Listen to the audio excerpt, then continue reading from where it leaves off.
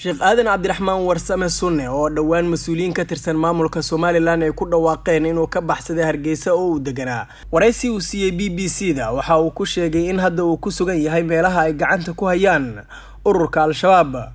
Waxa uu sidoo kale sharaxaad waraysigiisa kaga bixiyay waxyaabaha sababtu ahaa inuu ka soo cararo Hargeysa isaga oo carabka ku dhuftay inuu u dul qaadan waayay in gudaha Hargeysa lagu faafinayo dhaqamo foolxun iyo sidoo kale diimo aan ahayn kuwa Islaamka sida uu hadalka u dhigay. Mar la weydiiyay in Al-Shabaab uu u tagay in uu ku dhaxnoolaado iyo sidoo kale in uu ka mid noqdo ururka Al-Shabaab. Waxa kale oo su'aalaha la weydiiyay kamid ahaa in uu u soo baxay inuu noqdo hoggaanka sare ee ururka Al-Shabaab ayuu ku jawaabay.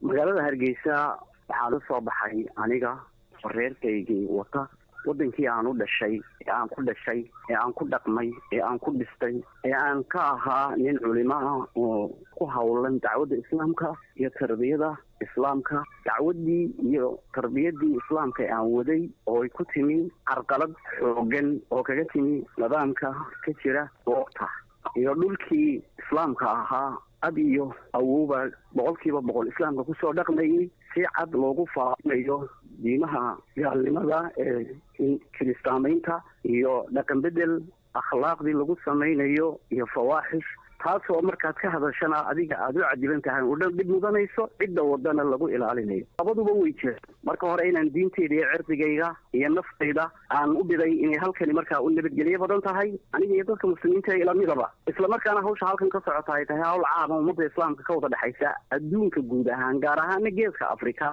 mas'uuliyad diineed oo diinta iyo dalka iyo dadka lagu difaacay inay halkan ka jirto oo xaq ah wixii igala gudboon awoodayda ee aan ka qaban karo aqoonteyda iyo cilmigayga iyo kartida aan isticmaalayna waan kala qayb qaadanaya.